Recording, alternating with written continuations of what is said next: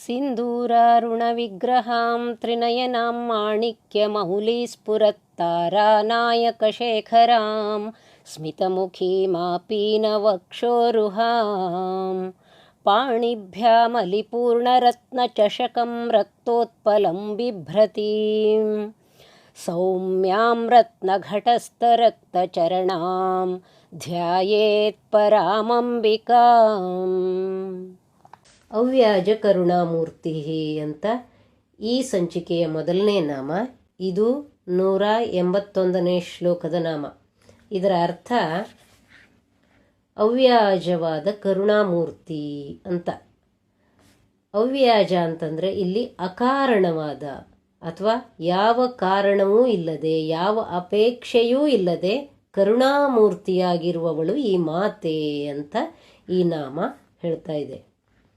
ಎಲ್ಲ ಜೀವಕೋಟಿಗಳ ವಿಷಯದಲ್ಲಿ ಕಾರುಣ್ಯವೇ ಮೂರ್ತಿವೆತ್ತ ಸ್ವರೂಪವೇ ಈ ಮಾತೆ ಅಂತ ಈ ನಾಮದ ಅರ್ಥ. ಕರುಣೆಯೇ ಮೈದಳೆದು ಬಂದಂಥವಳು ಶ್ರೀಮಾತೆ. ಇದರನ್ನು ನಮ್ಮ ಜೀವನದಲ್ಲಿ ನಾವು ನೋಡೋದಾದರೆ, ನಮ್ಮ ತಾಯಿ ನಮ್ಮ ವಿಷಯದಲ್ಲಿ ಯಾವ ರೀತಿಯ ಒಂದು ಪ್ರೀತಿ, ಕರುಣೆ, ಆರ್ದ್ರತೆ ಇದರನ್ನೆಲ್ಲ ಇಟ್ಕೊಂಡಿರ್ತಾಳೆ ಅಂತ ನಮಗೆಲ್ಲ ಗೊತ್ತೇ ಇದೆ ಅಲ್ವಾ. ಈ ತಾಯಿಯ ಪ್ರೀತಿ ಅಂದ್ರೇ ಹಾಗೆ. ತನ್ನ ಮಕ್ಕಳ ವಿಷಯದಲ್ಲಂತೂ ಅವಳು ತುಂಬ ಕರುಣಾಮಯಿ. ತನಗೇ ಎಷ್ಟು ಕಷ್ಟವಾಗಲಿ ತನ್ನ ಮಕ್ಕಳನ್ನು ಬಿಟ್ಕೊಡೋದಿಲ್ಲ. ಬಹುಶಃ ತನ್ನ ಮಿತಿಯನ್ನು ಮೀರಿಯೂ ಅವಳು ಕರುಣೆ ತೋರಿಸ್ತಾಳೆ. ಈ ತಾಯಿಯ ಸ್ವಭಾವ ನಮಗೆ ನಮ್ಮ ಜೀವನದಲ್ಲಿ ಅನುಭವದಲ್ಲೇ ಇದೆ. ಹಾಗಾಗಿ ಈ ಶ್ರೀ ಮಾತೆ ತನ್ನ ಒಂದು ಸಣ್ಣ ಪ್ರತೀಕವನ್ನಾಗಿ ನಮ್ಮ ಈ ಲೌಕಿಕ ತಾಯಿಯನ್ನು ಮಾಡಿದಾಳೆ ಅಂತ ನಾವು ಯೋಚನೆ ಮಾಡಬೇಕು. ಈ ಲೌಕಿಕ ಮಾತೆಯ ಪ್ರೀತಿಗೆ ನಮ್ಮ ಮನಸ್ಸು ಇಷ್ಟು ಮೂಕವಾಗಿ ಬಿಡುತ್ತೆ. ಇನ್ನು ಆ ಮಹಾತಾಯಿಯ ಕರುಣೆಯನ್ನು ಹೇಗೆ ವರ್ಣಿಸೋದು? ಇದನ್ನು ವರ್ಣಿಸಲಿಕ್ಕೆ ನಮ್ಮ ಹತ್ರ ಶಬ್ದವೇ ಇಲ್ಲ. ಲೌಕಿಕ ತಾಯಿಯಾದರೂ ಕೆಲವು ಸಲ ನಮ್ಮಿಂದ ಏನಾದರೂ ಬಯಸಬಹುದು. ಆದರೆ ಈ ತಾಯಿ ಮಾತ್ರ ಅವ್ಯಾಜವಾಗಿ ಅಂದರೆ ಅಕಾರಣವಾಗಿ ಯಾವ ಫಲದ ಅಪೇಕ್ಷೆಯೂ ಇಲ್ಲದೆ ತನ್ನ ಮಕ್ಕಳಿಗೆ ಎಲ್ಲರಿಗೂ ಕೂಡ ತಾನು ಮಾಡುವ ವ್ಯವಸ್ಥೆಯನ್ನು ಒಂದೇ ರೀತಿ ಮಾಡ್ತಾ ಹೋಗ್ತಾಳೆ ಅಂತ ಈ ನಾಮ ಹೇಳ್ತಾ ಇದೆ. ಹಾಗಾಗಿ ಶುದ್ಧ ಪರಿಶುದ್ಧ ಬಾಲಭಾವದಲ್ಲಿ ನಿಷ್ಕಪಟರಾಗಿ ಮುಗ್ಧರಾಗಿ ಶುದ್ಧ ಮನಸ್ಸಿನಿಂದ ಆ ತಾಯಿಯನ್ನು ಭಜಿಸಿ ನೆನೆಯುವಂಥವರಿಗೆ ಈ ಮಾತೆ ಅವ್ಯಾಜ ಕರುಣಾಮೂರ್ತಿಯಾಗಿ ಕರುಣೆಯ ಕಡಲಾಗಿ ಒಲಿದು ಅನುಗ್ರಹಿಸ್ತಾಳೆ ಅಂತ ಅವ್ಯಾಜ ಕರುಣಾಮೂರ್ತಿ ಅಂತ ಈ ವಾಗ್ದೇವಿಯರು ಸ್ತುತಿಸ್ತಾ ಇರುವಂಥ ನಾಮ ಧ್ವನಿಸ್ತಾ ಇದೆ. ಈ ಜಗತ್ತಿನಲ್ಲಿ ಒಳ್ಳೆಯವರು ಇದ್ದಾರೆ, ಕೆಟ್ಟವರು ಇದ್ದಾರೆ, ಉಪಕಾರ ಮಾಡುವವರು ಇದ್ದಾರೆ, ಉಪಕಾರ ಸ್ಮರಣೆ ಇಲ್ಲದವರು ಇದ್ದಾರೆ, ಎಲ್ಲ ಸ್ವಭಾವದವರು ಇದ್ದಾರೆ ಅಲ್ವಾ. ನಮಗೆಲ್ಲ ಇದು ಗೊತ್ತೇ ಇದೆ. ನಾವು ದಿನನಿತ್ಯದ ಜೀವನದಲ್ಲಿ ಇದರನ್ನೆಲ್ಲ ನೋಡ್ತಾನೆ ಇರ್ತೀವಿ.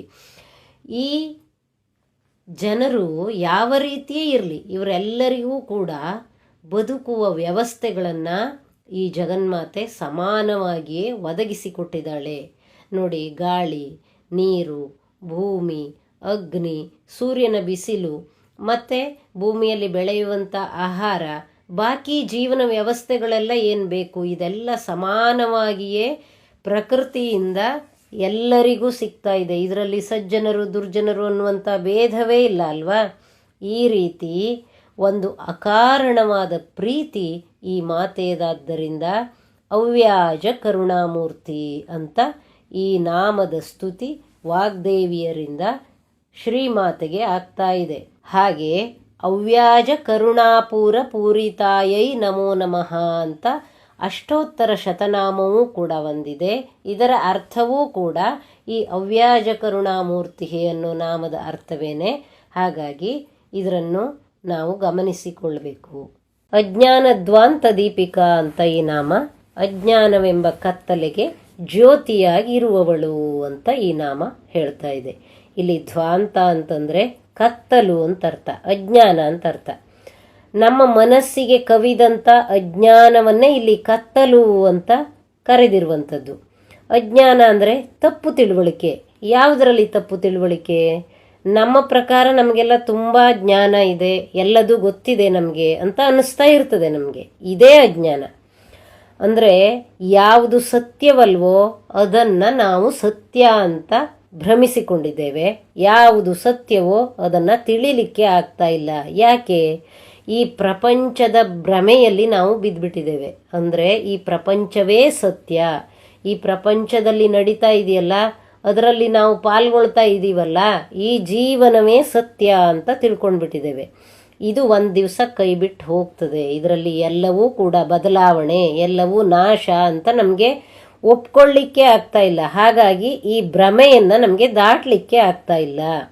ಇದೇ ಮಾಯಾ ಜಗತ್ತಿನ ವಿಲಾಸಮಗ್ನರಾಗಿ ಇದನ್ನೇ ಕಚ್ಚಿಕೊಂಡು ಇಲ್ಲೇ ವಿಹಾರ ಮಾಡ್ತಾ ಇದ್ದೇವೆ. ಇದೇ ಅಜ್ಞಾನ ಅಥವಾ ಕತ್ತಲು ಅಂತ ವೇದೋಪನಿಷತ್ ಮುಂತಾದ ಗ್ರಂಥಗಳು ಹಾಗೂ ಜ್ಞಾನಿಗಳು, ಸಂತರು ಎಲ್ಲರೂ ಹೇಳುವಂಥ ವಿಷಯ. ಇದನ್ನೇ ಶಂಕರಾಚಾರ್ಯರು ಅಧ್ಯಾಸ ಅಂತ ಕರೀತಾರೆ. ತಪ್ಪು ತಿಳುವಳಿಕೆಯಾಗಿದೆ ನಮಗೆ ಅಂತ.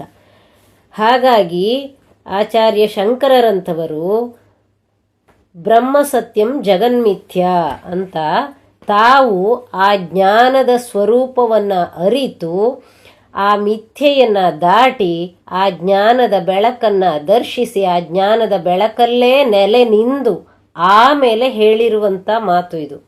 ಇದನ್ನೇ ಕೃಷ್ಣ ಗೀತೆಯಲ್ಲೂ ಕೂಡ ಸ್ಪಷ್ಟವಾಗಿ ಹೇಳ್ತಾನೆ. ಸಮಂ ಸರ್ವೇಷು ಭೂತೇಷು ತಿಷ್ಟಂತಂ ಪರಮೇಶ್ವರಂ ವಿನಶ್ಯತ್ಸ್ವ ವಿನಶ್ಯಂತಂ ಯಃ ಪಶ್ಯತಿ ಸ ಪಶ್ಯತಿ. ಸಕಲ ಪ್ರಾಣಿಗಳಲ್ಲೂ ಒಂದೇ ತೆರನಾಗಿರುವವನು. ಪ್ರಾಣಿಗಳು ನಾಶವಾದರೂ ನಾಶವಾಗದಿರುವ ಪರಮೇಶ್ವರನನ್ನು ನಿಜವಾಗಿ ಯಾವನು ನೋಡುವವನೋ ಅವನಿಗೆ ಮಾತ್ರ ಸ್ಪಷ್ಟ ಜ್ಞಾನವಿದೆ ಅಂತ ಕೃಷ್ಣ ಹೇಳುವಂಥದ್ದು. ಹಾಗೆ ಎಲ್ಲೆಲ್ಲಿಯೂ ಸಮಾನವಾಗಿರುವ ಈ ಈಶ್ವರನನ್ನು ಕಂಡವನು ಎಲ್ಲರನ್ನೂ ಕೂಡ ತನ್ನಂತೆಯೇ ಸಮಾನವಾಗಿ ಗೌರವಿಸುತ್ತಾನೆ. ಯಾಕೆಂದರೆ ಅವನು ಈಶ್ವರ ಎಲ್ಲೆಲ್ಲೂ ಇದ್ದಾನೆ ಅನ್ನೋ ಒಂದು ಜ್ಞಾನದ ನೆಲೆಯಲ್ಲಿ ನಿಂತಿದ್ದಾನೆ ಅಂತ ಕೃಷ್ಣನ ಈ ಮಾತಿನ ಅರ್ಥ. ಈ ರೀತಿ ಒಂದೇ ಸಲ ಯಾರಿಗೆ ಜ್ಞಾನದ ಕುರಿತಾಗಿ ಅಷ್ಟೊಂದು ಅಧಿಕಾರ ಇಲ್ವೋ ಅಥವಾ ಅದನ್ನು ತಿಳ್ಕೊಳ್ಳಿಕ್ಕೆ ಆಗೋದಿಲ್ವೋ ಅಂಥವರಿಗೆ ಅನನ್ಯ ಭಕ್ತಿಯಿಂದ ತಾನು ಒಲಿತೇನೆ. ತಾನು ಒಲಿದು ಅವರ ಮನಸ್ಸಿನಲ್ಲೇ ಅವರು ನನ್ನ ಮೇಲೆ ಅನನ್ಯ ಭಕ್ತಿಯಿಂದ ಇರೋ ಕಾರಣಕ್ಕೆ ಅವರಿಗೆ ಅವರ ಮನಸ್ಸಿನ ಒಳಗಿನಿಂದಲೇ ನಾನು ಜ್ಞಾನವನ್ನು ಕೊಡ್ತೇನೆ ಅಂತ ಕೃಷ್ಣ ಗೀತೆಯಲ್ಲಿ ಹೇಳುವಂಥದ್ದು. ಹಾಗಾಗಿ ಭಕ್ತಿಯಿಂದಲೂ ಮತ್ತು ಜ್ಞಾನದಿಂದಲೂ ಕೂಡ ನಮ್ಮ ಮನಸ್ಸಿನ ಕತ್ತಲನ್ನು ಕಳೆಯುವವಳು ಅಂತ ನಾವು ಈ ನಾಮವನ್ನು ಸರಿಯಾಗಿ ಅರ್ಥ ಮಾಡ್ಕೋಬೇಕು. ಭಕ್ತಿಯೂ ಕೂಡ ನಮ್ಮನ್ನು ಕೊನೆಗೆ ಜ್ಞಾನಕ್ಕೆ ಮುಟ್ಟಿಸುವಂಥದ್ದು. ನಮ್ಮ ಮನಸ್ಸಿನ ಕಾಲುಷ್ಯ ಕತ್ತಲನ್ನು ಆ ಜ್ಞಾನದ ಬೆಳಕು ಕಳೆಯುವಂಥದ್ದಾಗಿದೆ. ಹಾಗಾಗಿ ನಾವು ಜ್ಞಾನ ಮಾರ್ಗಕ್ಕೆ ಏಕಾಏಕಿ ಹೋಗಲಿಕ್ಕೆ ಸಾಧ್ಯ ಇಲ್ಲ ಅಂತಾದರೆ ಈ ಸಹಸ್ರನಾಮವನ್ನಂತೂ ಈಗ ಪಠಿಸ್ತಾ ಇದ್ದೀವಲ್ಲ, ಈ ಸಹಸ್ರನಾಮದ ಅರ್ಥಗಳನ್ನು ಸರಿಯಾಗಿ ಅನುಸಂಧಾನ ಮಾಡಿಕೊಂಡು ಆ ಅನುಸಂಧಾನದಿಂದ ಈ ನಾಮವನ್ನು ನಿತ್ಯ ಪಠನೆ ಮಾಡ್ತಾ ಬರಬೇಕು. ಆವಾಗ ಆ ತಾಯಿ ಅವ್ಯಾಜ ಕರುಣಾಮೂರ್ತಿಯಾದ್ದರಿಂದ ನಮ್ಮ ಮನಸ್ಸಿನೊಳಗಿರುವ ಕತ್ತಲೇನು ಬೆಳಕೇನು ಎರಡೂ ವಿಷಯ ಅವಳಿಗೆ ಗೊತ್ತೇ ಇದೆ. ಅವಳು ಅಂತರಾತ್ಮ ಅಲ್ವಾ. ಹಾಗಾಗಿ ಒಳಗಿಂದಲೇ ನಮ್ಮೆಲ್ಲ ರಹಸ್ಯಗಳು ಅವಳಿಗೆ ಗೊತ್ತಿರೋದ್ರಿಂದ ಆ ಅಜ್ಞಾನ ಅಂತೇನಿದೆ ಆ ಕತ್ತಲನ್ನು ಅವಳು ಪರಿಹಾರ ಮಾಡ್ತಾಳೆ, ಜ್ಞಾನಕ್ಕೆ ನಮ್ಮನ್ನು ಕೊಂಡೊಯ್ತಾಳೆ. ಹಾಗಾಗಿ ನಾವು ಭಕ್ತಿಯಿಂದ ಈ ಸಹಸ್ರನಾಮವನ್ನು ಪಠನೆ ಮಾಡ್ತಾ ಬಂದಾಗ, ಅನುಸಂಧಾನ ಮಾಡ್ತಾ ಬಂದಾಗ ನಿಜವಾಗಿಯೂ ನಮ್ಮನ್ನು ಬೆಳಕಿನೆಡೆಗೆ ಈ ತಾಯಿ ಒಯ್ತಾಳೆ. ಯಾಕೆಂದರೆ ಅವಳು ಸ್ವತಃ ಬೆಳಕು, ಅವಳೇ ಆತ್ಮದೀಪ. ಹಾಗಾಗಿ ಆ ಆತ್ಮದೀಪ ನಮ್ಮನ್ನೂ ಕೂಡ ಇನ್ನೊಂದು ದೀಪವನ್ನಾಗಿ ಮಾಡಿ ಆ ಕಾಂತಿಯನ್ನು ತನ್ನಲ್ಲೇ ಸೇರಿಸಿಕೊಳ್ತದೆ. ಆ ದೀಪ ಈ ದೀಪ ಎರಡು ಐಕ್ಯವಾಗ್ತದೆ ಆಮೇಲೆ ಅಂತ ಈ ನಾಮ ಸೂಚ್ಯವಾಗಿ ನಮಗೆ ಆ ತಾಯಿಯೊಡನೆ ಐಕ್ಯವಾಗುವ ದಾರಿಯನ್ನು ತೆರೆದಿಡ್ತಾ ಇದೆ. ಇದರನ್ನು ಸರಿಯಾಗಿ ಅರ್ಥ ಮಾಡಿಕೊಂಡು ನಾವು ಈ ಸಹಸ್ರನಾಮವನ್ನು ಅನುಸಂಧಾನ ಮಾಡಿಕೊಂಡು ಮೋಕ್ಷ ಪಡಿಲಿಕ್ಕೆ ಸಾಧ್ಯ ಇದೆ, ಐಕ್ಯ ಪಡಿಲಿಕ್ಕೆ ಸಾಧ್ಯ ಇದೆ, ಶ್ರೀಮಾತೆಯೊಡನೆ ಐಕ್ಯವಾಗಲಿಕ್ಕೆ ಸಾಧ್ಯ ಇದೆ ಅನ್ನುವಂತಹ ಒಂದು ಪರಮ ಚರಮ ದಾರಿಯನ್ನು ತೆರೆದಿಡ್ತಾ ಇದೆ. ಇದನ್ನು ಸರಿಯಾಗಿ ವಿಚಾರ ಮಾಡಿ ಅರ್ಥ ಮಾಡ್ಕೋಬೇಕು. ಹಾಗೆ ಅದೇ ಭಾವದಿಂದ ಪಠನೆ ಮಾಡಿದರೆ ಆ ತಾಯಿ ನಮಗೆ ಬೆಳಕಾಗಿ ಬರೋದರಲ್ಲಿ ಯಾವ ಸಂಶಯವೂ ಇಲ್ಲ. ಇದನ್ನ ಇನ್ನೂ ಸರಿಯಾಗಿ ಹೇಳಬೇಕು ಅಂತಂದರೆ, ನಾವು ಅಜ್ಞಾನ ಅಂತಂದರೆ ನಾವು ಈ ದೇಹವನ್ನೇ ನಾವು ಅಂತ ತಿಳ್ಕೊಂಡ್ಬಿಟ್ಟಿದ್ದೀವಿ. ಈ ದೇಹವೇ ನಿಜ ಅಂತ ತಿಳ್ಕೊಂಡಿದ್ದೀವಿ. ಆದರೆ ಜ್ಞಾನಿಗಳು ಹೇಳುವಂತೆ ಈ ದೇಹ ಬೇರೆ ಮತ್ತು ನಿಜವಾದ ನಾನು ಬೇರೆ. ಈ ನಿಜವಾದ ನಾನು ಅಂತೇನಿದೆ ಅದು ನಮ್ಮ ದೇಹದಲ್ಲಿನ ಅರಿವು. ನಮ್ಮ ದೇಹ ಇದೆಯಲ್ಲ ಅದು ಜಡವಸ್ತು, ನಾನಲ್ಲ. ಇದು ನಾಶವಾಗುವಂಥದ್ದು. ಈ ನಮ್ಮೊಳಗಿರುವಂಥ ನಾನು ಇದು ನಾಶವಾಗುವಂಥದ್ದಲ್ಲ. ಇದು ಯಾವಾಗಲೂ ಇರುವಂಥ ಶಾಶ್ವತವಾದ ಸತ್ಯ. ದೇಹಗಳು ನಾಶವಾದರೂ ಆ ನಾನು ಮಾತ್ರ ಉಳಿದಿರ್ತದೆ. ಎಲ್ಲ ದೇಹಗಳಲ್ಲಿರುವಂಥ ಚೈತನ್ಯವೇ ಆ ನಾನು. ಹಾಗಾಗಿ ಎಲ್ಲರಿಗೂ ಕೂಡ ನಾನು ಅಂತಲೇ ಇರ್ತದೆ ಅಲ್ವಾ. ಆ ನಿಜವಾದ ನಾನು ಏನಿದೆ ಅದೇ ಚೈತನ್ಯ. ಹಾಗಾಗಿ ಆ ಚೈತನ್ಯ ಮಾತ್ರ ಸತ್ಯ, ಉಳಿದೆಲ್ಲವೂ ಮಿಥ್ಯ. ಆದರೆ ನಮಗೆ ಆ ಭಾವ ಇನ್ನೂ ಬಂದಿಲ್ಲ. ನಾವು ಈ ದೇಹ ಸತ್ಯ, ಈ ಪ್ರಪಂಚ ಸತ್ಯ ಅನ್ನೋ ಭ್ರಮೆಯಲ್ಲಿ ಬದುಕ್ತಾ ಇದ್ದೀವಿ. ದೇಹವನ್ನು ಮತ್ತೆ ಆ ನಿಜವಾದ ನಾನು ಏನಿದೆ ಚೈತನ್ಯ ಸ್ವರೂಪ, ಅದೆರಡನ್ನೂ ಮನುಷ್ಯನಿಗೆ ಸಾಧನೆಯಿಂದ ಬೇರ್ಪಡಿಸಿಕೊಳ್ಳಲಿಕ್ಕೆ ಸಾಧ್ಯ ಇದೆ. ಈ ರೀತಿ ಆ ನಾನು ಮತ್ತು ದೇಹ ಅವೆರಡನ್ನೂ ಬೇರ್ಪಡಿಸಿಕೊಂಡು ನೋಡಿದರೆ ಈ ದೇಹ ಸತ್ಯ ಅಲ್ಲ, ಈ ಪ್ರಪಂಚ ಸತ್ಯ ಅಲ್ಲ ಅನ್ನುವಂಥದ್ದು ಆ ಮನುಷ್ಯನಿಗೆ ಸ್ಪಷ್ಟವಾಗಿ ಗೊತ್ತಾಗಲಿಕ್ಕೆ ಸಾಧ್ಯ ಇದೆ. ಈ ಸ್ಥಿತಿಯನ್ನು ನಿಜವಾಗಿ ಜ್ಞಾನ ಅಥವಾ ಆತ್ಮಜ್ಞಾನ ಅಂತ ಹೇಳುವಂಥದ್ದು. ಭಕ್ತಿಯೂ ಕೂಡ ಕೊನೆಗೆ ಈ ಸ್ಥಿತಿಗೆ ಮನುಷ್ಯನನ್ನು ಒಯ್ಯುವಂಥದ್ದು. ಹಾಗಾಗಿ ಭಕ್ತಿ ಜ್ಞಾನಕ್ಕೆ ದಾರಿಯಾದ್ದರಿಂದ ಭಕ್ತಿಯಿಂದ ಈಗ ನಾವು ಮಾತೆಯ ಉಪಾಸನೆ ಮಾಡಿದರೆ ಈ ನಾನು ಬೇರೆ ದೇಹ ಬೇರೆ ಅನ್ನುವಂಥ ಪರಮಜ್ಞಾನದ ಸ್ಥಿತಿಗೆ, ಆತ್ಮಜ್ಞಾನದ ಸ್ಥಿತಿಗೆ ಆ ಮಾತೆ ನಮ್ಮನ್ನು ತಂದುಬಿಡ್ತಾಳೆ. ಹಾಗಾಗಿ ಆ ರೀತಿ ಜ್ಞಾನದ ಬೆಳಕನ್ನು ನಮ್ಮೆದೆಯ ಒಳಗಿನಿಂದಲೇ ನಮಗೆ ಈ ಮಾತೆ ತೋರಿಸಿಕೊಡ್ತಾಳೆ. ಈ ಒಂದು ಪವಿತ್ರವಾದಂಥ ಭಕ್ತಿಯ ಭಾವದಿಂದ ಈ ಜ್ಞಾನಕ್ಕೆ ನನ್ನನ್ನು ಕರೆದೊಯ್ಯಿ ಅಂತ ಈ ಅವ್ಯಾಜ ಕರುಣಾಮೂರ್ತಿಯಾದಂತಹ ಅಜ್ಞಾನಧ್ವಾಂತ ದೀಪಿಗಳಾದ ಈ ತಾಯಿಯನ್ನು ನಾವು ಇಲ್ಲಿ ಸ್ಮರಿಸ್ತಾ ಇರೋದು ಅಥವಾ ಸಹಸ್ರನಾಮದ ಮೂಲಕ ಸ್ತುತಿ ಮಾಡ್ತಾ ಇರೋದು. ಈ ಸ್ಥಿತಿ ಯಾರಿಗೂ ಬರಲಿಕ್ಕೆ ಸಾಧ್ಯ ಇದೆ. ಎಲ್ಲರೂ ಅವಳ ಮಕ್ಕಳೇ. ಆದರೆ ಯಾರು ಮನಸ್ಸಿನ ಕಾಲುಷ್ಯವನ್ನು ಕಳೆದುಕೊಳ್ಳುವಂತಹ ಉದ್ದೇಶದಿಂದ, ಕತ್ತಲನ್ನು ಕಳೆದುಕೊಳ್ಳುವ ಉದ್ದೇಶದಿಂದ ಆ ಮಾತೆಯನ್ನು ಬಹಳ ಪ್ರೀತಿಯಿಂದ ಶುದ್ಧ ಮನಸ್ಸಿನಿಂದ ಪ್ರಾರ್ಥನೆ ಮಾಡ್ತಾರೋ ಅವರೆಲ್ಲರಿಗೂ ಅವರ ಮನಸ್ಸಿನ ಕತ್ತಲು ಕಳೆದು ಹೋಗಲಿಕ್ಕೆ ಸಾಧ್ಯ ಇದೆ ಅಂತ ಈ ನಾಮ ಹೇಳ್ತಾ ಇದೆ. ಆಬಾಲಗೋಪ ವಿದಿತ ಸರ್ವಾನುಲ್ಲಂಘ್ಯ ಶಾಸನ ಶ್ರೀಚಕ್ರರಾಜ ನಿಲಯ ಶ್ರೀಮತ್ ತ್ರಿಪುರ ಸುಂದರಿ. ಇದು 182ನೇ ಶ್ಲೋಕ. ಇದರಲ್ಲಿ ಮೊದಲನೇ ನಾಮ ಆಬಾಲಗೋಪ ವಿದಿತ. ಕೆಲವಷ್ಟು ಪುಸ್ತಕದಲ್ಲಿ ಅಬಾಲಗೋಪ ವಿದಿತ ಅಂತಾಗಿದೆ. ಅದನ್ನು ಕರೆಕ್ಷನ್ ಮಾಡ್ಕೋಬೇಕು. ಆಬಾಲಗೋಪ ವಿದಿತ ಅಂತಂದರೆ ಬ್ರಹ್ಮಾದಿ ಬಾಲಕರಿಂದ ಹಿಡಿದು ಗೋಪಾಲಕರವರೆಗಿನ ಎಲ್ಲ ಜನರಿಂದ ತಿಳಿಯಲ್ಪಡುವವಳು, ತಿಳಿಯಲ್ಪಟ್ಟವಳು ಅಂತ ಅರ್ಥ. ಅಂದರೆ ಸೃಷ್ಟಿಯಾಗೋ ಪೂರ್ವದಲ್ಲೇ ಬ್ರಹ್ಮ ಸೃಷ್ಟಿಯಾಗಿದೆ ಅಲ್ವಾ. ಬ್ರಹ್ಮನಿಂದನೇ ಸಕಲ ಸೃಷ್ಟಿಯಾಗಿದ್ದು. ಹಾಗೆ ಬ್ರಹ್ಮ, ವಿಷ್ಣು, ಮಹೇಶ ಅನ್ನುವಂಥ 3 ಶಕ್ತಿ ದೇವತೆಗಳು ಈ ಸೃಷ್ಟಿಯ ಉತ್ಪತ್ತಿ ಮಾಡಿ ಅದನ್ನು ರಕ್ಷಣೆ ಮಾಡಿ ಆಮೇಲೆ ಲಯ ಮಾಡುವಂಥವರು. ಇವು 3 ದೇವತಾ ಶಕ್ತಿಗಳು ಕೂಡ ಈ ಆದಿಶಕ್ತಿಯ ಮಕ್ಕಳೇ ಅನ್ನೋದನ್ನು ಹಿಂದಿನ ಕೆಲವಷ್ಟು ನಾಮಗಳಲ್ಲಿ ನಾವು ನೋಡ್ತಾ ಬಂದ್ವಿ ಅಲ್ವಾ. ಹಾಗಾಗಿ ಆ ದೇವತಾ ಶಕ್ತಿಗಳಿಗೆ ಇವಳು ತಾಯಿ. ಆದ್ದರಿಂದ ಬ್ರಹ್ಮ, ವಿಷ್ಣು, ಮಹೇಶರಿಂದ ಹಿಡಿದು ದೇವತೆಗಳೆಲ್ಲ ಉಳಿದವರೇನಿದ್ದಾರೆ ಅವರೆಲ್ಲರಿಂದಲೂ ಹಿಡಿದು ಸಾಮಾನ್ಯ ಜನರಾದ ಗೋಪಾಲಕರು, ದನ ಕಾಯೋ ಮಕ್ಕಳು ಅಂತ ನಾವು ಆಡು ಭಾಷೆಯಲ್ಲಿ ಹೇಳ್ತೀವಿ ಅಲ್ವಾ.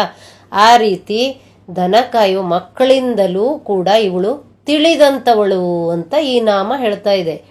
ದೊಡ್ಡವರಿಂದ ಹಿಡಿದು ಶ್ರೇಷ್ಠರಿಂದ ಹಿಡಿದು ಕನಿಷ್ಠರು ಅಂತ ಈ ಸಮಾಜ ಯಾರನ್ನು ಬಗೆಯುತ್ತೋ ಅವರಿಂದ ಎಲ್ಲ ಇವಳು ತಿಳಿಯಲ್ಪಟ್ಟವಳು. ಹೇಗೆ ಅಂತಂದರೆ ಎಲ್ಲರಿಗೂ ತಮ್ಮೊಳಗಿನ ಚೈತನ್ಯ ಅರಿವಿನಲ್ಲೇ ಇದೆ ಅಲ್ವಾ. ನಮ್ಮೊಳಗೆ ಒಂದು ಅರಿವಿದೆ ಅಂತ ಎಲ್ಲರಿಗೂ ಅನುಭವದಲ್ಲಿ ಗೊತ್ತಿದೆ. ಅದು ಹೇಳಲಿಕ್ಕೆ ಬರುತ್ತೋ ಇಲ್ವೋ, ಆದರೆ ರಾತ್ರಿ ಅದೇ ನಿದ್ದೆ ಮಾಡಿಸುತ್ತೆ, ಆಮೇಲೆ ಬೆಳಗಾಗುವಾಗ ಎಚ್ಚರ ಮಾಡಿಸುತ್ತೆ, ಮನಸ್ಸಿನಲ್ಲಿ ಕೂತು ಅದೇ ಚೈತನ್ಯ ಯೋಚನೆಗೆ ಹಚ್ಚುತ್ತೆ, ಕೆಲಸಕ್ಕೆ ಪ್ರೇರಣೆ ಕೊಡುತ್ತೆ. ಹೀಗೆಲ್ಲ ಆಗ್ತಾ ಇರುತ್ತೆ ಪ್ರತಿ ಕ್ಷಣ ಮನುಷ್ಯನಿಗೆ. ಹಾಗಾಗಿ ಇದು ಎಲ್ಲರಿಗೂ ಆಗುವಂಥ ಸ್ಥಿತಿ ಆದ್ದರಿಂದ, ಸಾಮಾನ್ಯ ಮನುಷ್ಯರಿಗೂ ಇದು ಆಗೋದ್ರಿಂದ ಅವರ ಅನುಭವದಲ್ಲೇ, ಅಂದರೆ ದೈನಿಕವಾದಂಥ ಕರ್ಮಗಳನ್ನು ನಡೆಸ್ತಾರಲ್ಲ, ಆ ಮನಸ್ಸು ಮತ್ತು ದೇಹದ ಅನುಭವ ಏನಿದೆ ಆ ಅನುಭವದಲ್ಲೇ ಅರಿವು ಅವರಿಗೆ ಜಾಗೃತಿಯಾಗಿರ್ತದೆ, ಅಥವಾ ಆ ಅರಿವು ಅವರಿಗೆ ಅನುಭವಕ್ಕೆ ಬರ್ತಾ ಇರ್ತದೆ. ಹೇಳಲಿಕ್ಕೆ ಬರೋದಿಲ್ಲ ಅಷ್ಟೇ, ಆದರೆ ಅವರು ಪ್ರತಿ ಕ್ಷಣ ಆ ಶಕ್ತಿಯನ್ನು, ಆ ಚೈತನ್ಯವನ್ನು ತಮ್ಮಲ್ಲೇ ಅನುಭವಿಸ್ತಾ ಇರ್ತಾರೆ. ಇದು ಎಲ್ಲರೂ ಅನುಭವಿಸುವಂತಹ ಪ್ರತಿ ಕ್ಷಣದ ಸತ್ಯ. ಆದರೆ ಆ ಅನುಭವವೇ ಅದು ಶಕ್ತಿಯಿಂದಾದ ಅನುಭವ, ಅದು ಈ ಚೈತನ್ಯದಿಂದಾದ ಅನುಭವ ಅನ್ನೋದು ಗೊತ್ತಿರೋದಿಲ್ಲ. ಇದೇ ಅಜ್ಞಾನ. ಹಾಗಾಗಿ ಅನುಭವದಲ್ಲೇ ಬ್ರಹ್ಮಾದಿಗಳಿಂದ ಸಾಮಾನ್ಯರವರೆಗೂ ಇವಳು ತೋರುವವಳು, ಇವಳು ಅನುಭವಿಸಲ್ಪಡುವವಳು ಅಂತ ಈ ನಾಮ ಹೇಳ್ತಾ ಇದೆ. ಇನ್ನೊಂದು ಅರ್ಥ ಏನು ಅಂತಂದರೆ, ಅಬಾಲಗೋಪವಿದಿತ ಅನ್ನೋದಕ್ಕೆ ಶ್ರೀಕೃಷ್ಣ, ಬಾಲಗೋಪ ಅಂದರೆ ಶ್ರೀಕೃಷ್ಣ ಅಲ್ವಾ, ಆ ಶ್ರೀಕೃಷ್ಣನೇ ನಿಜವಾಗಿ ವಿಷ್ಣು ಅಲ್ವಾ. ಈ ವಿಷ್ಣು ತತ್ವದಿಂದಲೇ ಬ್ರಹ್ಮನಿಂದ ಆರಂಭಿಸಿ ಎಲ್ಲವೂ ಸೃಷ್ಟಿಗೊಂಡಿದ್ದು, ಮತ್ತು ಈ ವಿಷ್ಣು ತತ್ವವನ್ನೇ ನಾವೀಗ ಇಲ್ಲಿ ಶ್ರೀಮಾತೆ ಅಂತ ಸ್ತುತಿ ಮಾಡ್ತಾ ಇರುವಂಥದ್ದಲ್ವಾ.